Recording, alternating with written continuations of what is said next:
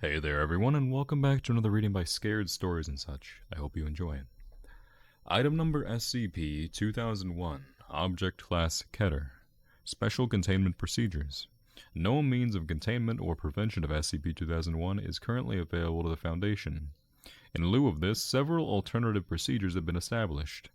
Gamma-type individuals and Beta-type individuals not affiliated with NASA or any other space-related organization should be monitored and detained if necessary. Individuals employed or affiliated with space-related organizations who show signs of Gamma or Beta-type infection should be removed from service and administered amnestics. Effective 10/21/20. Redacted. All infected individuals affiliated with Alpha-type symptoms should be detained in Wing of Sector. Under no circumstances should Alpha-type individuals be allowed access to any astronomical or spacefaring equipment.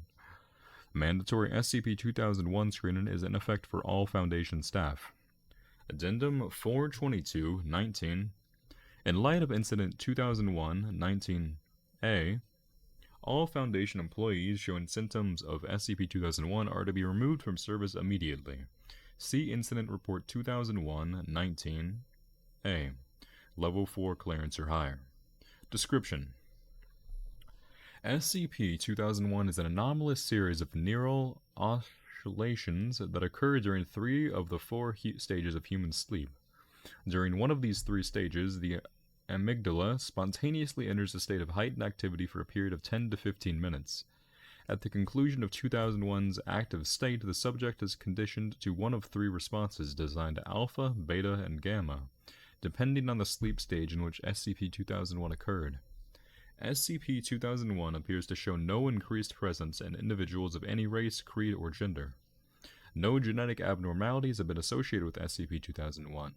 Spectrographic analysis of SCP-2001 suggests that its presence may not be intraneural, rather that it may originate from an outside source. Of particular note is the fact that SCP-2001, particularly the Alpha strain, has recently begun affecting a proportionally large population of astronomers, astronauts, and individuals who otherwise dealt with space. There appear to be 3 types of responses to 2001 infection. Gamma. Subjects who experience 2001 during the second stage of NREM sleep, non-rapid eye movement, are designed Gamma-type individuals. Gamma-type individuals are almost indistinguishable from the ordinary population save for a disparaging attitude towards the topic of space travel. Gamma-type individuals show an active aversion to discussing space or space exploration in conversations, and will avoid any and all organizations pertaining to the study and development of human space exploration. It is estimated that % of the population is currently affected by Gamma-type symptoms of 2001. Beta. Subjects who experience 2001 during the 3rd stage of NREM sleep are designated Beta-type individuals. Beta-type individuals are characterized by a distinct opposition to space exploration. Beta-type individuals will denounce the importance and safety of space travel in conversations, citing it as an extremely dangerous or fruitless.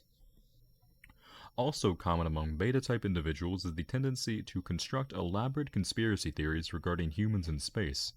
An estimated % of popular space-related conspiracies are directly linked to one or more Beta-type carriers, including Redacted. Of note is the fact that the aforementioned individual had never had contact with the SCP Foundation or any of its affiliates. Alpha. The presence of SCP-2001 during any stage of REM sleep produces an Alpha-type individual. Alpha-type individuals actively attempt to stop or sabotage all forms of space travel. Individuals displaying symptoms of Alpha-type infection will attempt to harm or otherwise interfere with individuals, centers, or activities that pertain to space travel or research. An Alpha-positive Foundation researcher was directly responsible for Incident 2001-19-A, Level 4 clearance or higher. SCP-2001-01. Security Mnemonic. We did not fail them. Date 4/22/19. Location: Foundation Outpost 12 within NASA Command. Coordinates: Note: Junior researcher was in perfect health at the time of the incident. No, he was not insane. No, he was not under any form of psychic control. He was an alpha-type carrier of SCP-2001, and that is all. Doctor, the following takes place during the launch of SCP's a manned Foundation shuttle tasked with the investigation of SCP. A crew of Foundation supervisors were on hand to ensure safe takeoff and report any anomalous activity. Junior researcher was tasked with observation of status readings. Okay, I will start. Head researcher reports successful preparation for liftoff of SCPS. Junior researcher reported to become extremely agitated. SCPS achieves liftoff. Junior researcher begins yelling unintelligibly to nearby staff. Junior researcher produces unknown artifact resembling control pad, now classified as SCP. Junior researcher begins to operate unknown artifact. SCPS reports several system failures. Unknown artifact is confiscated by Doctor. SCPS reports total loss of power. Communications with SCPS cease. Exterior hull of SCPS begins to break down. The resulting explosion was explained to onlookers in the press as a GPS satellite that had suffered a fuel leak during launch. Non-Foundation witnesses were administered amnestics. Following the above events and posthumous diagnosis of a junior researcher with SCP-2001, containment procedures were altered to provide stricter containment of SCP-2001 alpha carriers. Full documentation, including termination report, can be found at Redacted. Document SCP-2001-09. Security Mnemonic. You can look up into the void. 4/21/19. I wish to state first that my mind and body are perfectly sound. I am prepared to submit myself to any and all tests that I prove that I'm clean. I have the answer to SCP-2001. Just yesterday, during an interview with Alpha-infected D-Class, I was asked a question that stopped my mind for a minute. The woman I was interviewing asked me if I knew if the Foundation was right. I said no, I wasn't sure. Then she asked me what if we were right.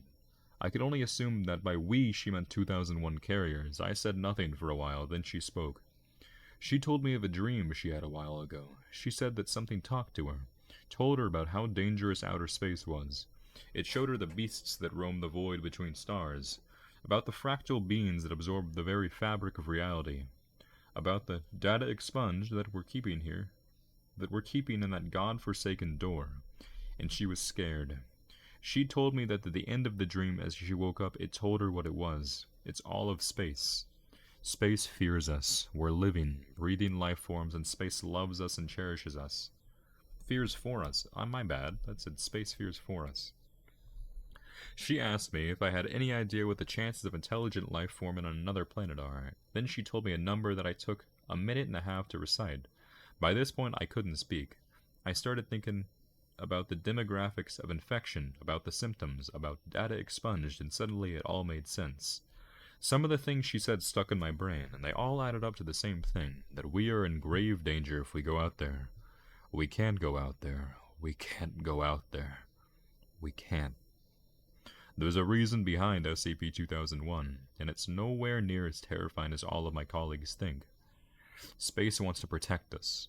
There are things out there that could wipe humanity clean off this plane of existence, and we are too precious to our mother, to our host, to the universe we live in for her to allow that to happen.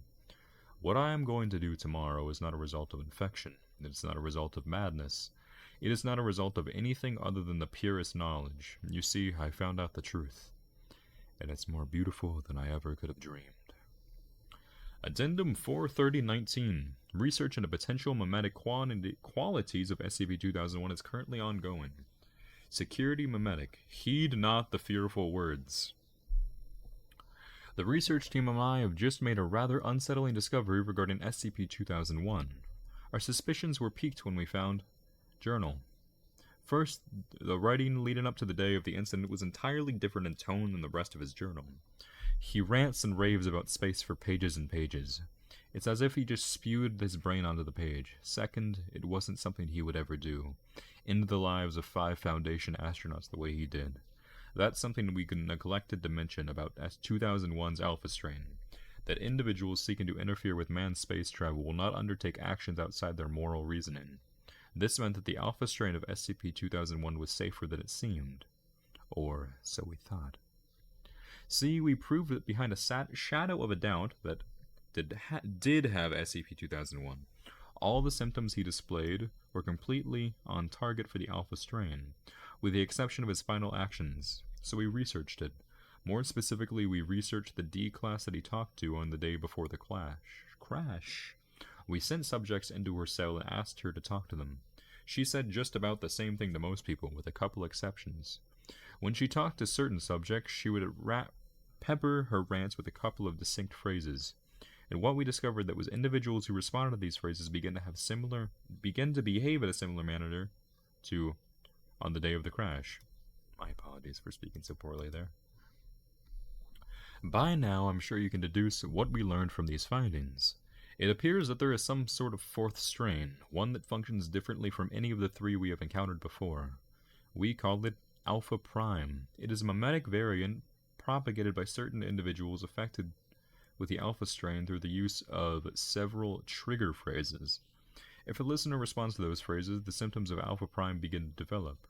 Though not much more potent than regular alpha strain in terms of the carrier's attitude towards space exploration, it does have the additional effect of overriding the moral code of its hosts. We don't know exactly to what lengths an alpha prime carrying subject would go to prevent us from engaging in manned space travel. Perhaps therein lies the most worrying element of this newfound strain. We know next to nothing about it. It is the opinion of myself and many members of the research team that this information should be kept separate from the official 2001 documentation, including the findings about moral restrictions of the standard alpha strain. We don't know how many individuals have succumbed to the words of the alpha-inflicted colleagues, and we don't want a mass outbreak of paranoia and fear among Foundation personnel. If word spreads about a sociopathy-inducing mimetic variant of 2001, we have no idea what could happen within our ranks. Quite frankly, we don't want to find out. Standard 2001 checks are still in order for all sites. Tell the MTFs to keep rounding up the alpha strains and sending them to me. After all, we've got counter memes to develop. We secure, we contain, and we protect. Level 4 Research Head.